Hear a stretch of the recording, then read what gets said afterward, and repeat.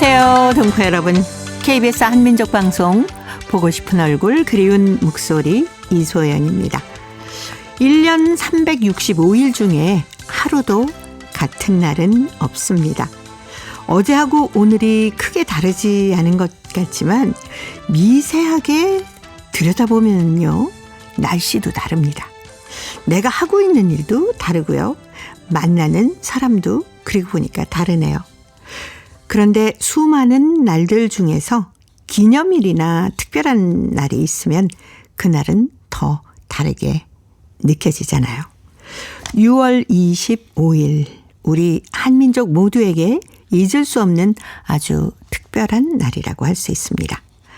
6.25 전쟁이 발발한 지 74년이 흘렀지만 그 상흔과 아픔은 아직도 우리에게 고스란히 남아 있습니다. 그리고 그 희생을 생각하면 숙연해지기도 하고요. 가슴이 먹먹해지는데요. 그 고귀한 희생 잊지 않겠습니다. 자, 오늘 첫 곡은 송가인이 불러줍니다. 한마는 대동강.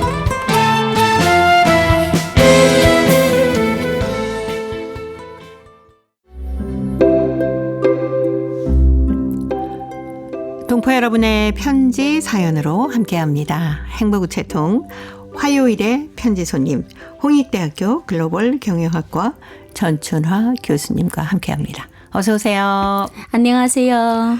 365일 그리고 생각해보니까 하루도 같은 날은 없네요. 맞습니다. 네. 사실 뭐 하루의 일과가 아침, 점심, 저녁 같은 일을 하고 있다고 느끼지만 네. 사실 매일매일이 새롭고 특별한 의미를 어떻게 보면 가지고 있고 또 그렇죠. 우리 사는 삶 속에서 모든 날은 다른 경험하고 느낌이 있는 것 같습니다. 어제도 그렇고 오늘도 그렇고 똑같은 날인데 매일마다 기분에 따라서 그렇죠. 또 느낌이 다르잖아요.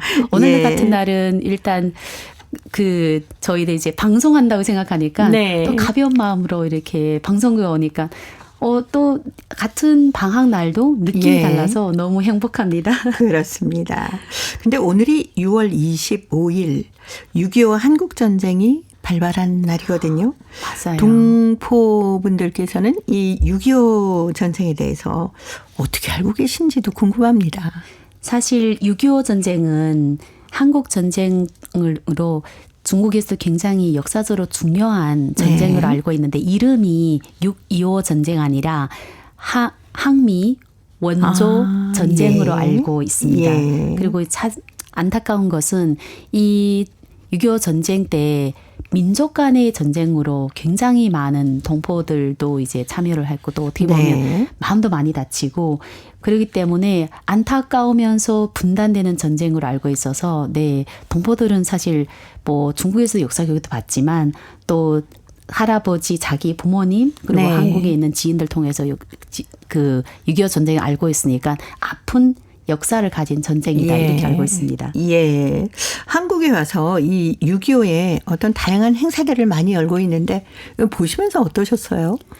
사실 한국에 오기 전에는 6.25 전쟁은 민족을 분단하는 민족 간의 전쟁이다. 네네. 여기까지만 사실 많이 알고 있었는데 예. 한국에 와서 6.25 기념 행사를 이제 직접 보다 보니 어떻게 보면 마음도 아프고 또 이 그렇죠. 평화를 기원한 마음이 더 깊게 느껴지는 네. 이런 거였는데 그때 이렇게 많은 선열들 특별히 같은 민족끼리 네. 싸웠다는 거 그리고 한국 사회 역사의 희생을 굉장히 존중한다는 것도 네, 또 마음 깊게 이제 새겨 들었습니다. 네. 사실 오늘날 우리가 이렇게 잘 살아갈 수 있는 건 수많은 선열들이 나라를 위해서 희생한 덕분 아니겠습니까? 맞습니다. 저희는 사실 저 같은 경우는 전쟁을 TV에서나 역사적으로만 봤지 그렇죠. 직접 경험하지 못했잖아요. 네. 그리고 지금의 젊은 친구는 더 경험하지 못했기 때문에 현재의 평화와 번영은 과거의 희생과 노력이 있었기 때문에 지금 저희를 이렇게 평화롭게 살고 있어서 네. 정말 헌신을 기억해야 되고 또 그분들에 대한 감사한 마음도 항상 가져야 됩니다. 그런 분들이 희생이 있었기 때문에 오늘이 있으니까 오늘 같은 날은 사실 네. 곳곳에 한국 분들뿐만 아니라 한국에 살고 있는 이 동포분들도 네. 이런 기념 행사에 참여를 해서 다시 한번 그 희생하는 소녀들 대해서 좀 다른 마음을 가졌으면 하는 예. 바람이 큽니다. 예. 아직도 세계 곳곳에서 크고 작은 전쟁들이 있지 않습니까? 맞습니다. 예. 저는 사실 그 전쟁을 겪지 못했지만 현재 와서 우리가 네. 이 살고 있는 지구상에 또 다른 한편에는 멀지 않은 곳에서 전쟁이 일어나고 그 전쟁에서 TV를 보게 되면 노인, 아이 네, 그리고 여성분들 정말 난민이 돼서 어떻게 삶이 어려움과 또 남자분들이 아빠, 네. 그렇죠? 할아버지, 그리고 젊은 청년이 희생하는 걸 보고 우리가 지금의 평화를 가지고 있는 건 그 전에도 어떻게 보면 누군가는 네. 그 전쟁에 나가 희생을 했기 때문에 그걸 보면서 항상 이제 볼 때마다 다시 다짐을 가지게 되는 거죠. 그렇죠. 근데 또 지나고 나면 또 달콤한 그 생활에도 그냥 편안하게 사는데 종종 이렇게 6.25 이런 날뿐만 아니라 좀 많이 기억할 수 있게 많은 네. 행사가 이루어졌으면 합니다. 예. 평화로 가는 길은 없다. 평화가 답이다라고 하는 얘기가 있는데 진짜 곳곳의 전쟁이 얼른 평화로 바뀌었으면 하는 바람이 드는 날입니다. 자, 오늘 행복우체통의 첫 번째 사연 중국 길림성 연길시 한희 학생이 보내왔습니다. 전쟁 기념관이라는 글인데요. 전춘아 교수님이 먼저 소개해드립니다. 지난 여름방학 나는 한 번 보고 싶었던 한국 여행을 다녀왔다. 아빠가 선물한 것이다. 한국에 도착한 우리 가족은 호텔에 짐을 풀고 여유 있게 여행을 시작했다. 그러다가 여행 일정이 없었던 관광지를 추가하게 되었는데 호텔에서 만난 한국 어린이가 추천한 전쟁 기념관이다. 거기가 어떤 곳일까? 어떤 놀이기구가 있을까? 호기심을 가득 품고 엄마 아빠를 따라 전쟁 기념관으로 발걸음을 옮겼다. 입구에 들어선 나의 눈은 둥글소처럼 커졌고 입은 딱 벌어지고 말았다. 태어나서 처음 보는 광경이 눈앞에 펼쳐졌다. 엄청 큰 군함대가 물 위에 떠 있고 몸집이 크고 작은 비행기들이 쫙 줄지어 있었고 기세등등한 탱크들도 있었다. 두려우면서도 신기해서 궁금해서 하나씩 타보았다. 아빠, 이 배는 무슨 배예요? 이 배는 군함대란다. 해군이 바다에서 적군과 싸울 때 쓰는 배지. 이런 중소 무기들은 인류와 평화를 파괴하고 심지어 지구까지도 파멸시킬 수도 있어. 얼마나 무서운 일인가? 얼마나 많은 사람들이 죽었을까? 생각만 해도 소름이 오싹 끼친다. 지금 평화롭게 부러움 없이 살아가는 우리들이 얼마나 행복한가. 네. 한희 학생이 지난해 여름방학 때 한국에 와서 전쟁 기념관을 돌아봤군요. 아마 이런 건 우리 동포 학생들에게는 조금 생소하지 않을까 싶기도 해요. 그렇죠. 생소하지만 또 이 전쟁이 있었다는 것을 어느 정도 네. 알고 또 꼭 6.25 전쟁뿐만 아니라 그렇죠. 또 한국에도 어떻게 보면 중국 역사를 배울 때 옆에서 똑같이 저희들 이제 항일 전쟁도 하고 네. 여러 가지 전쟁에 대해서 알고 있지만 눈으로 시각 자료를 보고 또 이제 역사를 보게 되면 조금 다르지만 또 비슷한 부분이 있기 때문에 저는 이제 사실 한국에 놀러 온 젊은 친구들이나 네. 아니면 동포분들은 예. 꼭 전쟁 기념관에 한번 가봤으면 하는 바람이 큽니다. 예. 어떤 곳인지 잠시 좀 소개 좀 해주세요.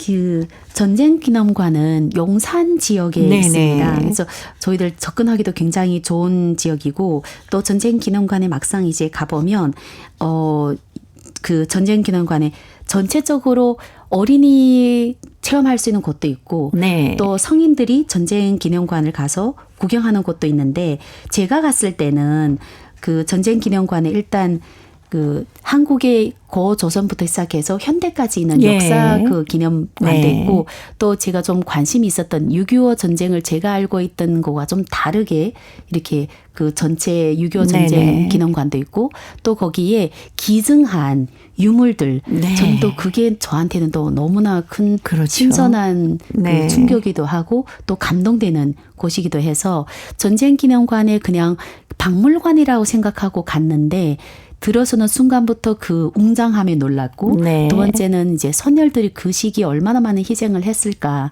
그리고 이 평화로운 사회에 이렇게 다양한 옛날부터 전쟁을 겪어서 이 조선민족이 지금까지 이뤄왔다는 그런 느낌을 받을 수 있고 우리 아이를 데리고 갔는데 네. 애가 또 나름대로 그 어린 나이에 또 체험할 수 있는 것이 그렇죠. 아픔인데 감동받으면서 또 재미가 있으면서 또 뛰어놀기도 하면서 알 수 있는 거리가 많아서 이제 전쟁 기념관은 아픔 역사를 좀 생생하게 남녀노소 불구하고 다 체험할 수 있는 그리고 또 나올 때 되면 네. 다시 한번 전쟁에 대해서 이제 깊게 생각하면서 그렇죠. 선열들에 대해서 감사하는 그리고 오늘날에 내가 어떤 상황에 있든 일단 우리는 죽음에서 전쟁에 네. 있던 사람들이 아니잖아요. 감사한 마음이 생기더라고요. 그리고 불만이 상대적으로 없어집니다.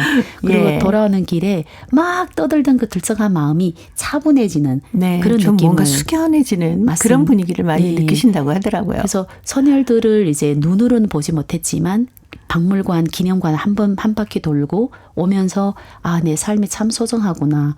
그리고 현재의 네. 전쟁은 아니지만 전쟁처럼 네. 살고 있는 이 나라를 지키는 군인들 예. 그리고 소방관들 이런 분들한테도 감사한 마음이 또 생기기도 예. 하고 좋은 곳입니다. 네. 전쟁 기념관을 둘러보면서 뭐 한희 학생도 그렇고 아, 전쟁이란 게 이렇게 무서운 것이구나. 그 모든 것을 파괴하는 게 전쟁이구나 하는 것을 다시 한번 느꼈다고 하지 않았습니까? 그 평화롭게 살고 있는 우리가 지금 얼마나 행복한 것인지 다시 한번 느낄 수 있는 것이 바로 전쟁 기념관을 돌아본 가장 큰 교훈이 아닐까 싶어요. 네, 맞습니다. 어떻게 보면 희생이란 것을 직접 체험하지 못했지만 네. 전쟁 기념관을 가서 보고 나면 다양한 희생과 그리고 젊은 친구들이 사실 그 시기는 네. 너무 많았잖아요. 그러니까 전쟁의 비극과 그로 인한 희생을 다시 한번 겪게, 그러니까 나이와 상관없이 겪을 수 있는 그런 좋은 계기가 되는 곳입니다. 예. 저는 거기서 가끔 이렇게 보면서 그때 뭘 알겠습니까? 학도병들도 막 나가지 않았습니까? 맞습니다. 그 모습을 보면서 얼마나 울컥한지 지금 아마 학생들에게 그런 똑같은 환경이 주어진다면 아마 똑같은 모습으로 나라를 위해서 싸우겠지만 그때는 얼마나 환경도 열악했습니까? 그때 예. 보면 사실 아이를 데려갈 때 거의 학도병 그 정도 나이였는데 네. 이런 아이가 그 시절에 태어나서 그냥 사실 나가면 거의 다 희생이거든요. 그렇죠. 그럼에도 불구하고 용감하게 싸우는 그 모습을 보니 아, 지금 아이들도 저를 포함해서 네. 이제 자주 가끔씩은 들려서 한 번씩 그분들이 희생도 네. 기록하고 두 번째는 나의 주어진 삶에 대해서 감사하는 그렇죠. 그런 시간을 가져야 된다 생각합니다. 네. 우리 동포분들도 중국에서 가족이나 또 아이들이 오면은 이런 전쟁 기념관도 물론 찾겠지만 어디를 많이 가시나요? 사실 아이들이 오게 되면 네. 나이에 좀 따라서 상대적으로 체험을 할 수 있는 곳을 네. 많이 다니게 됩니다. 그러니까 체험이라는 거는 눈으로 즐겁게 쇼핑할 수 있는 곳, 옷도 좀 사야 되고 그렇죠. 그래서 뭐 동대문이나 명동이나 네. 아니면 쇼핑몰이나 그리고 테마파크를 이제 자주 가거든요. 네. 특별히 이제 동북 지역에는 그 한국에서 있는 테마파크하고 좀 다르게 규모나 알록달록하면 좀 다르잖아요. 이색이잖아요. 네. 그래서 한국 오게 되면 테마파크, 롯데월드, 뭐 에버랜드 이런 데도 가고 한국의 다양한 음식을 체험할 수 있는 전통시장도 가긴 하는데 예. 저는 개인적으로 민족 역사를 네. 알아가는 유적지도 부모님들이 물론 그렇게 즐겁지는 않겠지만 그래도 한 번씩 가보면 너무나 아이들한테도 좋고 또 할 얘기도 많고 예. 이 민족에 대한 사랑도 좀 강하지 않을까. 네. 그래서 마냥 뛰어놀고 입만 즐거운 눈만 즐거운 거 아니라 네. 좀 무엇을 배워가는 그렇죠. 그런 것을 좀 답습을 했으면 이왕이면 합니다. 네. 저는 그래서 경주를 좀 많이 추천하는 편이거든요. 맞습니다. 저도 경주를 갈 때마다 좋아하는데, 네. 그러니까 한국 그 조선 역사에서 신라의 역사를 볼 수 있는 경주를 네네. 가보고 공주도 가보고, 공주도 가보고, 네, 안동도 그렇죠. 가보고, 네. 좀 이런 것을 어머니 아버님들이 아이가 어려도 조금 갈 수 있는 그리고 가보면 막상 역사뿐만 아니라 너무 고요하거든요. 그렇죠. 네. 그리고 뭐 서울에서는 그 고궁들도 많지 않습니까? 그렇죠. 경복궁도 있고 또 굉장히 네. 그 서울은 정말 그 서울 하나만 잘 투어해도 그 역사를 너무나 네. 잘 알 수 있는 곳이 많은데 부모님들이 사실 이런 부분이 좀 약합니다. 이게 그 지식 부분이 좀 저도 포함해서 그래서 네. 될 수 있으면 갈 때 가이드나 아니면 거기에 예약을 해서 이렇게 다니면 더 좋지 않을까 하는 생각이 듭니다. 예. 서울 투어에 대한 뭐 여러 가지 의견이 많이 인터넷을 찾아보면 나올 것 같아요. 많습니다. 여기서 선택을 잘 하셔도 좋을 것 같습니다. 그리고 한국은 외국에서 오는 그 동포들 포함한 외국인에 대해서 굉장히 잘 그 프로그램을 짜놨기 때문에 네. 인터넷에서 들어가서 예약만 하면 예. 다른 팀하고 같이 동조해서 경복궁이라는 것이 어떤 것인지 그렇죠. 고궁은 어떤 것인지 예. 그리고 볼만한 이 광화문은 어떤 지역인지 알 수 있는 거리 너무 많죠. 네. 많이 활용하길 바랍니다. 아이의 나이에 맞게 잘 선택을 하시면 아주 올 여름방학도 좀 그런 계획 한번 세워보시면 좋지 않을까 싶어요. 네. 그리고 부모에 대한 감사하는 부모의 일터도 네. 사실 한 번씩 그렇죠. 보여주는 것도 너무 좋습니다. 맞습니다. 엄마 아빠가 그렇게 쉽게 일하는 게 아니라 물론 뭐 죽음까지는 아니지만 희생을 하고 있는 것을 네. 깨달는 그런 자리도 좀 마련했으면 좋겠습니다. 예, 그리고 보니까 올 여름방학에 할 일이 많아지는 것 같으네요. 우리 동포 여러분께서 아이들과 가족과 함께 즐거운 방학 계획도 세워보시기 바랍니다. 이승철의 노래 준비했습니다. 작은 평화.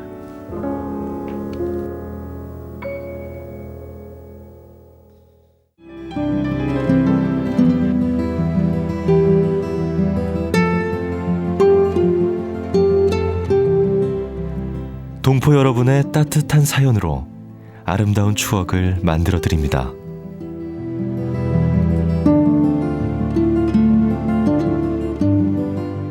보내실 곳은 대한민국 서울특별시 영등포구 여의공원로 13 KBS 한민족 방송 보고 싶은 얼굴 그리운 목소리 담당자 앞이고요. 인터넷 주소도 알려드립니다. KBS 홈페이지 www.kbs.co.kr에 접속하신 다음 라디오, 한민족 방송, 보고 싶은 얼굴 그리운 목소리를 순서대로 클릭하신 다음 청취자 참여 코너에 글을 남기시면 됩니다.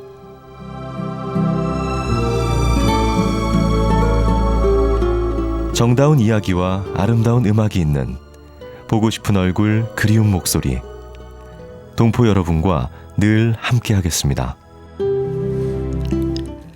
화요일의 행복우체통 홍익대학교 글로벌 경영학과 전춘아 교수님과 함께하고 있습니다. 자, 두 번째 사연 대한민국 서울시 서대문구 김봉녀 씨가 보내오셨습니다. 콩나물에 깃든 사연인데요. 제가 소개해드리겠습니다. 친구가 음력설에 시골에서 사온 검은 콩으로 직접 기른 콩나물을 보내왔다. 시원한 콩나물국을 마시고 땀벌창이 되어 싱글벙글 좋아하는 남편을 보는 순간 내 기억을 헤엄치는 22년 전 연변병원 종양과 병동에서 벌어졌던 가슴 아팠던 이야기가 나도 모르게 떠올랐다.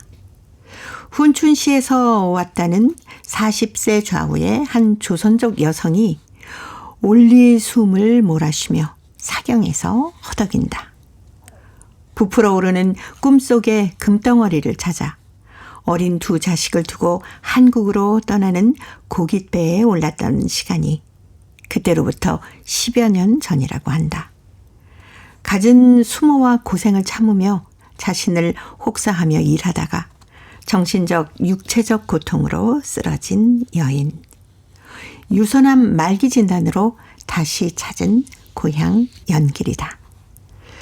작은아버지 댁, 고모네 댁, 외할머니네 댁으로 전전긍긍하며 동냥하듯 돌려가며 끼니를 해결하며 살았던 오누이는 무정한 세월과 더불어 어느덧 성큼 꺼서 사춘기에 들어섰다.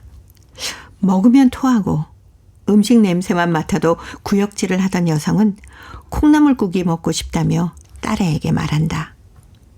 이른 아침 딸애가 병원 인근 식당을 누비며 겨우 사들고 온 콩나물국.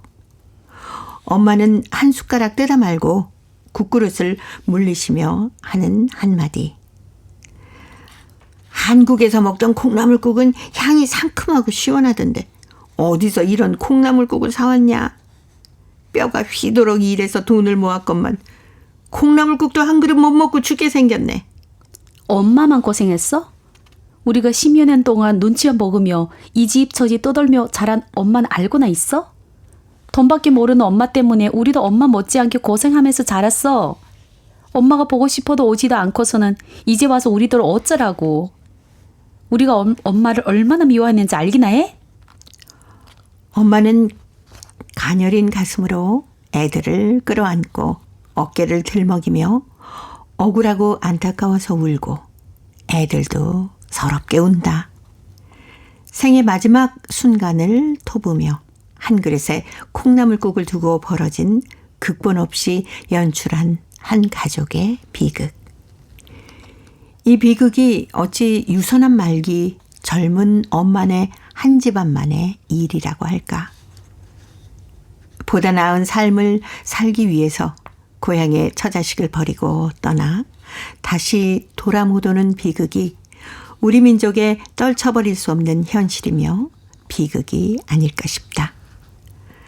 콩나물만 보면 떠오르는 가슴 아팠던 사연을 적으면서 우리 집, 우리 동네, 우리 사회에 흩어져 살다가 병마에 시달릴 때에야 귀향길에 올라 가슴 아프게 상봉하는 비극이 없이 서로가 건강을 우선으로 씩씩하고 화목한 가족이 함께 단란하게 살아가는 부유하고 건강한 민족으로 부상했으면 하는 간절한 소망을 빌고 또 빌어본다. 라는 글이었습니다. 아이 콩나물꽃 한 그릇 두고 그러니까. 엄마와 그 따님의 그동안 맺혔던 게 그냥 폭발하고 말았네요. 콩나물국은 사실 우리가 평소에 사실 그 자주 먹는 그렇죠. 일상적인 쉽게. 네. 일상적인 국이잖아요. 근데 아마 따님이 사온 콩나물이 평소에 아삭아삭한 그 맛이 없는데 네. 엄마 입장에서는 그렇죠. 아프시니까. 이제 곧 이게 마지막 식사가 될 수는 있는데 네. 생각하니까 너무 억울한 거죠. 그렇죠. 근데 뒤에 그 따님 말이 네. 또 너무 가슴 아프네요. 따님도 마찬가지로 이렇게 전전긍긍하면서 눈치밥 먹으면서 그 어린 나이에 그렇죠. 근데 이런 가정이 너무 많다는 게 사실입니다.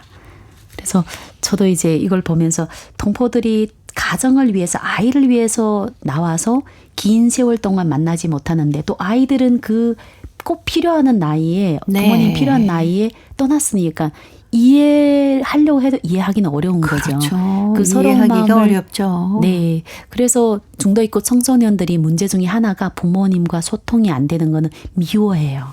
원망해요. 그렇죠. 그런데 또 한편으로는 네. 보고 싶고 사랑합니다.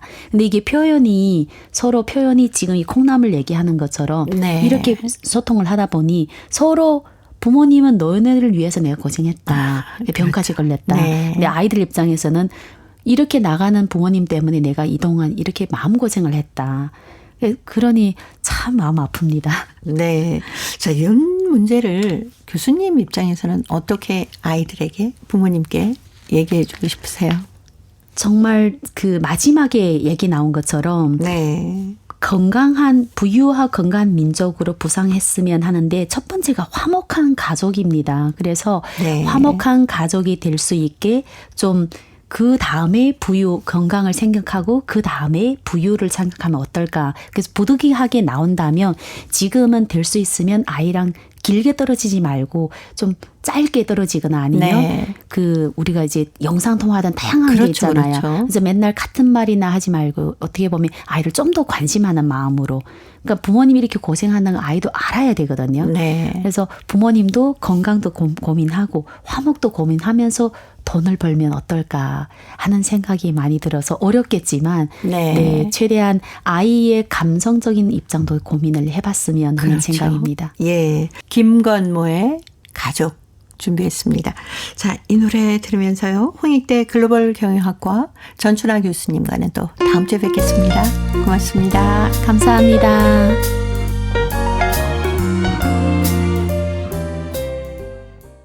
KBS 한민족방송 보고 싶은 얼굴 그리운 목소리 듣고 계십니다. 동포 사회의 새로운 소식을 통신원들과 전화를 연결해서 듣습니다.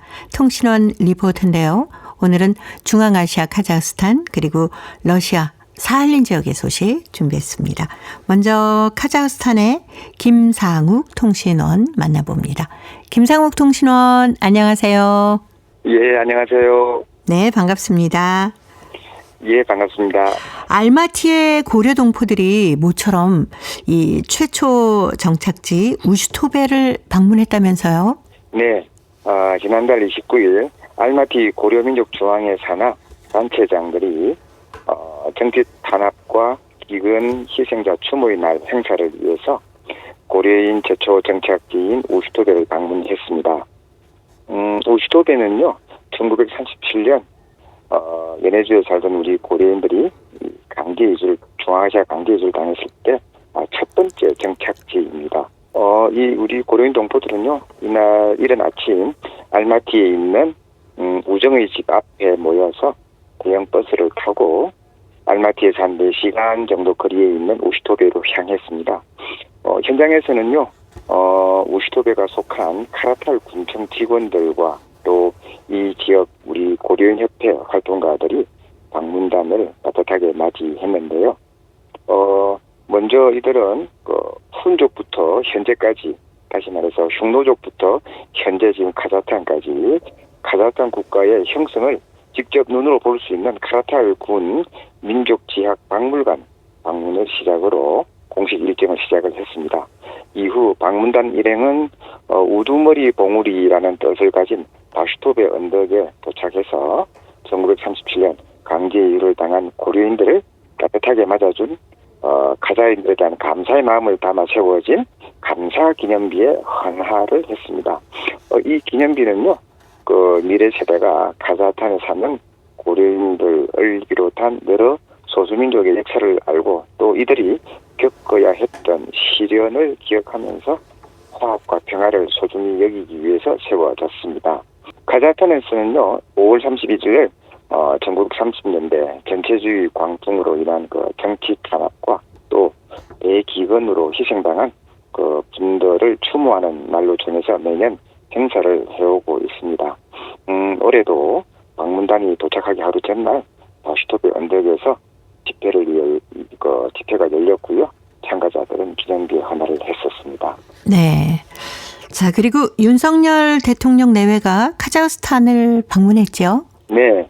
11일부터요. 13일까지 카자흐스탄 수도 아스타나를 방문했습니다.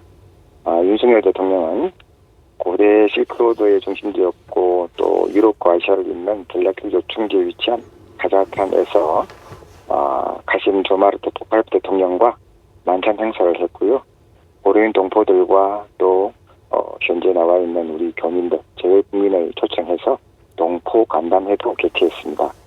윤 대통령 부부는 카자흐스탄 방문 첫 공식 일정으로 12일 카자흐스탄 국민감사기념비에 헌화를 했고요. 그리고 이어서 대통령궁으로 이동을 해서 공식 환영 행사에 참석을 했습니다. 양국 정상은 전략적 동반자 관계 강화 방안을 협의한 뒤에 MOU에 서명을 했고요. 공동 의료문을 발표를 했습니다. 이후 윤 대통령은 한 카자흐스탄 비즈니스 포럼에도 참석을 해서 기조연설을 했고요. 이 비즈니스 포럼에는 토카예프 카자흐스탄 대통령과 함께 참석을 했습니다. 윤 대통령 부부는 양국 공연단의 문화공연 관람을 마지막으로 카자흐스탄 일정을 마무리했습니다. 네. 자, 오늘 중앙아시아 카자흐스탄 지역 소식 여기까지 듣습니다. 김상욱 통신원이었습니다. 소식 감사합니다. 네, 감사합니다. 이어서 러시아 사할린으로 가겠습니다. 배순신 통신원 만나보겠습니다. 배순신 통신원 안녕하세요. 안녕하세요. 반갑습니다. 네, 반갑습니다.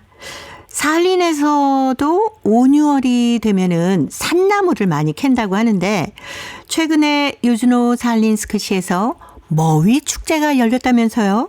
네, 지난 8일 유로사갈림시 한인문화센터 앞마당에서 300여 명이 모인 가운데 와푸크 페스타가 열렸습니다.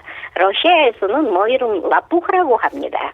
이 행사는 유른사칼림시 문화관광센터와 사할린 주한인협회, 로지나 문화회관 주관 아래 유른사칼림시 행정부의 지원하에 이루어졌습니다. 축제의 주요 행사로는 머위 요리 만들기 활동 교실이었습니다. 이에는 시 문화관광센터 홈페이지에 미리 신청한 지원자 200명이 참가할 수 있었고, 참가자는 주로 윤사칼린 시민과 사칼린을 방문한 관광객이었습니다. 사칼린 주민들은 한인들과 같이 오랫동안 지내다 보니 이곳 한인들의 음식이 익숙해 좋아하는데, 사칼린 방문객들에게 전혀 낯선 요리라서 많이 신기해 했습니다. 네. 사할린에도 머위가 나네요.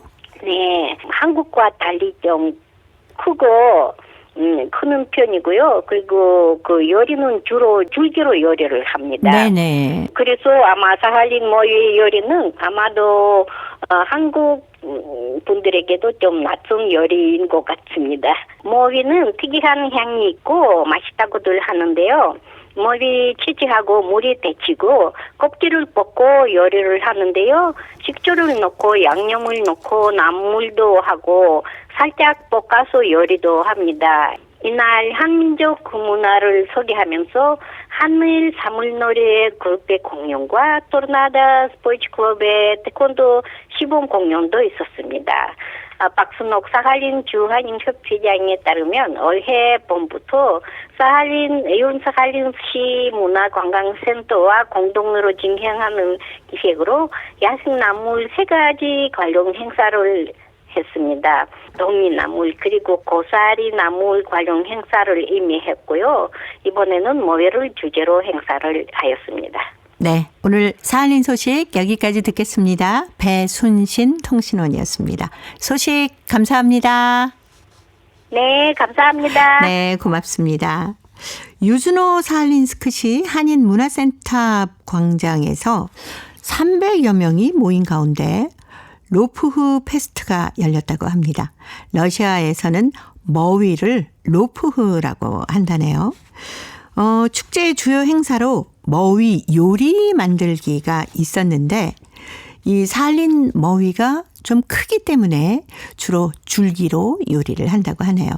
머위는 특이한 향이 있지만 모두들 즐겨 먹는다고 합니다. 물에 데치고 껍질을 벗겨서 식초를 넣고 양념을 하기도 하고요. 아니면 살짝 볶아서 요리를 한다고 하는데 모두들 아마 맛있게 드셨던 모양이에요. 지난번에는 야생나물 3가지 관련 행사 중에 동이나물 그리고 고사리 나물을 했었는데 이번에 머위를 주제로 나물 만들기 행사를 했다는 사할린 소식이었습니다. 자, 이제 퀴즈를 통해서 대한민국의 역사와 문화까지 배울 수 있는 퀴즈 한마당 이어드립니다.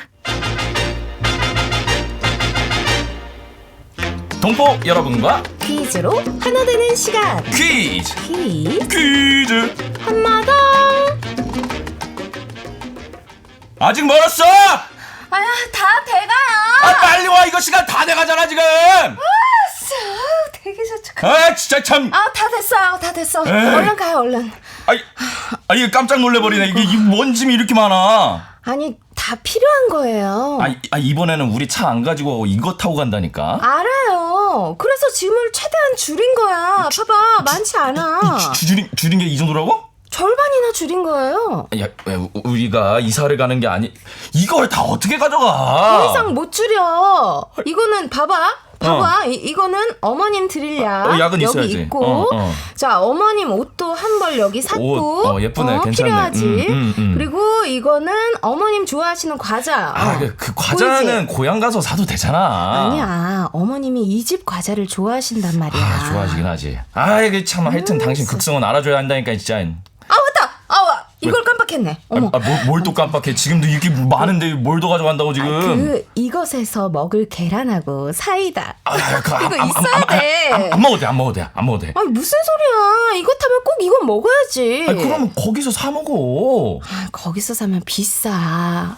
돈 아껴야지. 아이고, 어? 아이고, 두야. 내가 미리 사서 삶아놨어. 아이고, 두야. 이러다가 살림 다 가져가겠네, 그냥. 됐어요. 다 됐어.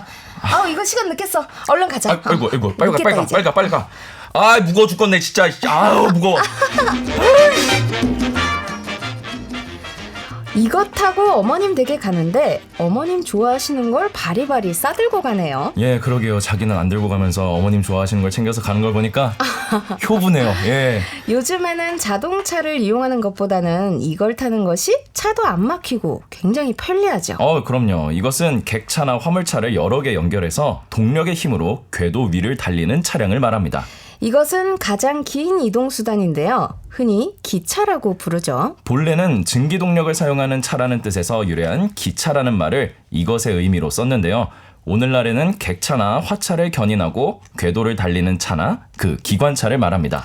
6월 28일이 철도의 날인데요. 이날은 철도가 주요 교통수단으로서 차지하는 비중을 깨닫고 철도 종사원들의 노고를 위로하기 위해 제정한 기념일입니다. 네, 한국 최초의 철도국 창설일이 6월 28일이라 이날이 철도의 날입니다. 자, 여기서 문제 나갑니다. 객차나 화물차를 여러 개 연결해서 동력의 힘으로 궤도 위를 달리는 차량을 말하는데요. 우리는 흔히 기차라고 부르는 이것은 무엇일까요? 자, 보기 드립니다. 1번, 차범근, 2번, 열차, 3번. 열기구. 정답을 보내주신 분 가운데 일주일에 한 분 추첨해서 소정의 상금이나 상품을 보내드립니다. 퀴즈 한마당 지금까지 성우 이현주 최현주였습니다. 감사합니다. 하기는 이것을 타면은요, 차도 안 막히고 편하게 목적지까지 도착할 수가 있어서 저도 가끔 여행을 하거나 할 때는 이것 이용합니다. 저희 학창 시절에는 이것을 타고 수학여행을 가기도 했고요. 방학 때는 이걸 타고 무전 여행을 떠나는 친구들도 있었습니다. 그리고 이것 안에서 먹는 계란과 사이다는 정말 꿀맛이었던 기억이 있습니다. 그래서 요즘에도 이것을 탈 때면 계란과 사이다를 준비하기는 하는데 옛날 맛까지 느껴지는 것 같진 않더라고요. 아마 동포 여러분께서는 이것을 자주 많이 이용하실 것 같습니다. 동포 여러분은 이것을 타면은 간식으로 뭘 드시는지도 궁금하고요. 이것에 얽힌 추억도 듣고 싶네요. 행복우체통으로 편지 사연 가득히 채워주시기 바랍니다. 정답은 KBS 홈페이지에 접속하신 다음에 라디오 한민족 방송 보고 싶은 얼굴 그리운 목소리를 순서대로 누르시면은 청취자 참여란이 있습니다. 여기에 정답 적어주시고 행복우체통에 사연도 많이 많이 보내주세요. 그리고 KBS 콩으로 정답을 남기실 때는 연락처 잊지 마시고 꼭 적어주시기 바랍니다. 여러분의 많은 참여 기다리고 있습니다.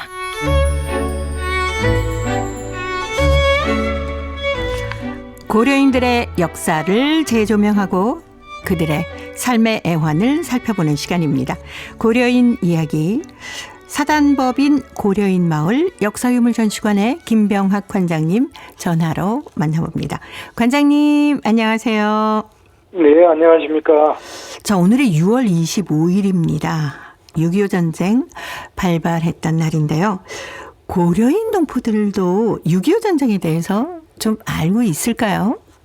정확히 알고 있는지는 모르겠지만 이 사실에 대해서는 대부분이 알고 있지요. 왜 그러냐면 소련 시대에 아무래도 고려인들은 우리 한반도 전체가 자기들의 조국이었고 네. 또 그 뒤로 떠나와서도 우리가 해방될 때까지는 우리가 분단되리라고는 꿈에서라도 생각을 해본 적이 없었는데 그렇죠. 45년에 갑자기 전세가 이상해지면서 38선이 생기고 이렇게 두 나라로 갈리고 그 사실도 가슴이 아팠는데 또 거기에서 전쟁까지 벌어지게 되죠. 그래서 네.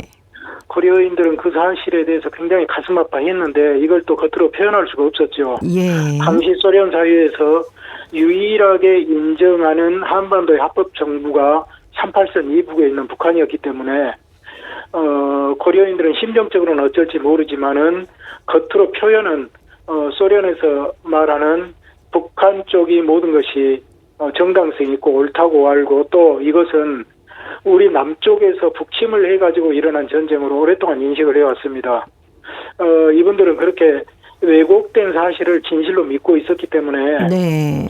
고려인들은 나중에 이 작품, 이 문학 작품, 시문학이나 또 희곡 이런 데도 보면은 마치 남쪽에서 침략을 해서 하는 것이니까 우리 남쪽이 정당성을 다 결여돼 있고 북한에서 전쟁을 이렇게 하는 것이 옳다는 이러한 주장까지 가는 경향도 있거든요. 그런데 이것은 이분들이 그 진실을 몰랐기 때문에 네. 소련에서 거짓을 진실된 정보로 흘려줬기 때문에 그걸 믿고 그런 것이거든요. 그런데 이제 88 올림픽 이후로 개방이 네네. 되고 또 소련에서 각종 옛날에 그 국가의 기밀 문서들이 해지가 되면서 네. 이제는 고려인들이 알만한 사람들은 다 이제 북한에서 남침을 해가지고 전쟁이 시작됐고 이러한 사실들은 대개 이제 인식을 하고 있죠. 네. 아무래도 우리나라 역사를 뭐 배우지도 않았기 때문에 잘 모르겠지만 관심은 많으셨을 것 같은데요. 그렇죠. 뭐 역사는 우리나라 역사뿐이 아니고 네.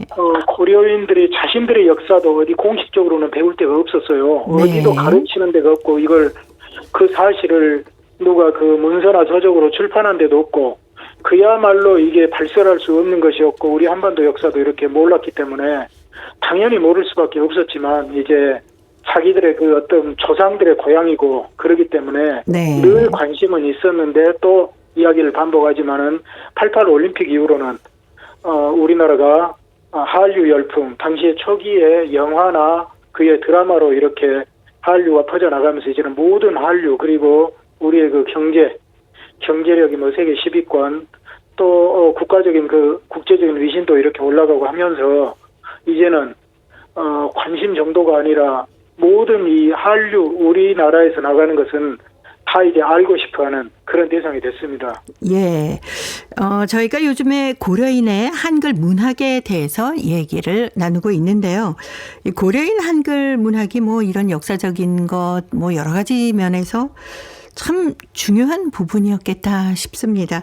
그 가치를 다시 한번 좀 짚어주세요.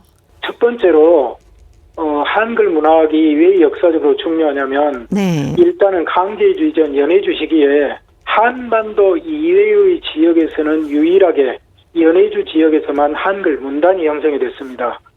이제 문단이 형성된다는 것은 뭐냐면 첫째 일정한 정도의 작가들이 활동을 해야 되고요. 예. 그 작가들이 등단하고 발표할 수 있는 신문이나 잡지에 지면이 있어야 되고 또 하나는 이런 문학 잡지가 정기적으로 발간이 돼야 되거든요. 그런데 이것을 다 갖춘 곳은 한반도 이해 지역은 그것뿐이었습니다. 그만큼 연해주의 첫 이 어떤 고려인들의 민족 문화의 시작은 우리 한글 문학과 함께 시작됐다고 해도 과언이 아니고 또 이것이 강제주 돼가지고는 중앙아시아는 우리 한반도로부터 6,500km, 7,000km 이상 떨어진 또 고립된 지역 또 그 이후에는 이분들이 거주 이전의 자유를 제한을 받아서 함부로 갈 수 없는 한반도가 완전히 단절돼가지고 그 속에서도 나름대로 한글 문학을 네. 1980년대까지 비협적으로 발전을 시키고 2000년대 첫 10년대까지도 이게 명맥을 유지를 시켰거든요. 그것으로 보면 그야말로 고려인들의 한글 문학이 우리 한류의 네. 어떤 원조지 않나 생각이 될 정도고 또 한글 문학이 그곳에서 나름대로 장르를 가지고 발전을 했는데 특히 희곡문학은 이 희곡이 창작돼가지고 이게 연극으로 공연이 되면서 네. 이 고려인들이 소비에트라는 이 머나먼 곳에서 우리가 멀리 떨어진 곳에서 살면서도 민족성을 잃지 않고 우리 가요를 부르고 그 연극에서 나왔던 그 희곡에 원래 적재했던 그 우리말 대사를 익히고 이러면서 모국어도 잊지 않고 민족어도 잊지 않고 우리 노래도 배우면서 이 고려인으로서의 정체성을 지키게 해왔던 어떻게 보면 선구적인 네. 거기에 이 고려인들의 한글 문학이 있었고 또 희곡 문학이 있었다는 걸로 봐서 이것은 정말 그 중요성을 우리가 다시 한번 이야기해도 부족함이 없고요. 또 하나는 고려인들이 이것은 우리가 전 세계 우리 한민족 문학을 전체적으로 통일할 때 우리가 바라봐야 될 관점인데 북한이 소련군이 진주해가지고 북한 지역에 들어왔을 때 북한 지역에 소비에트식 사회주의 한글 문학을 정착시킨 게 고려인 작가들을 파견해서 그렇게 정착을 시켰거든요. 그래서 네. 어찌 보면 지금 북한 한글 문학에 지금은 뭐 너무나 어떤 개인 숭배나 이렇게 이상하게 갔지만 초기에는 그래도 어떤 초기의 원류는 그래도 고려인들이 거기에 심어준 한글 문학이다. 이런 쪽으로 예. 봤을 때 이 고려인들의 이 한글 문학의 중요성은 그야말로 몇 번을 강조해도 부족함이 없다고 할 수 있겠습니다. 예. 그동안 말씀해 주신 우리 한글 문학의 대표적인 작가 중에 갑자기 김세일 작가 생각이 나는데, 누구요? 김세일 작가님. 예. 김세일 작가님은 어떤 분이셨죠? 예, 김세일 작가는 일단은 고려인 그 1세대 한글 문학 작가고요. 네. 일단 고려인들은 한글 문학 작가가 1세대, 2세대, 3세대가 있습니다. 그런데 네. 1세대 작가들이 양적으로나 질적으로 대부분을 차지하죠. 네. 연해주에서 태어나서 한글 교육을 전문적으로 받고 강제주된 세대들이 그분들이 자연수명이 닿을 때까지 한글 문학이 유지가 됐고, 2세대, 3세대는 북한에서 소련으로 유학 왔다가 망명한 사람이나 사할린에서 나중에 건너온 더 젊은 세대들인데, 네. 이것은 성격이 좀 다르지요. 그야말로 토박이 고려인으로서는 이 연해주 고려인들 1세대 작가들인데, 김세일은 이 1세대 작가들 중에서도 대표적인 작가입니다. 왜냐하면 1세대 작가들은 사실 우리가 헤아릴 수 없이 많습니다. 네. 많은데 그 많은 작가들 중에서도 지금도 이 문학성, 작품성을 우리가 어느 정도 수준에 이뤘다고 평가할 수 있는 이 작가들은 그리 많지 않거든요. 그런데 예. 그 손에 꼽을 수 있는 작가 중에 한 명이고, 또 김세일 작가는 어느 누구도 시도하지 못했던 홍범도 장군을 주제로 한 홍범도라는 장편 대하 소설을 썼죠. 네. 이런 경우에 김세일 작가는 단연 돋보이는 대단한 1세대 작가 중에 최고의 이 작가라고 이야기를 할 수 있겠습니다. 예. 김세일 작가는 어디서 이 홍범도 장군의 얘기를 들었을까요? 홍범도 장군이 고려인들 지식인 사이에서는 아무리 탄압시대고 이렇게 해도 홍범도 장군이 어떤 분이었고 어떤 활약을 했는지는 널리 알려져 있었고 이렇게 알고 있었죠. 그리고 네. 1943년에 이미 극작가 태장춘이 연극 희곡 홍범도를 써서 연극 무대에 올렸고, 네. 또 이런저런 거 있었기 때문에 당연히 그쪽 그 지식인 사회 속에서 홍범도 장군에 대해서는 김세일 작가가 당연히 이렇게 알고 있었죠. 그런데 김세일 작가가 이제 홍범도 장군에 대해서 장편 소설을 쓰게 된 데에는 이제 또 다른 이유가 있습니다. 그 이야기는 저희가 다음 시간에 또 듣도록 하겠습니다.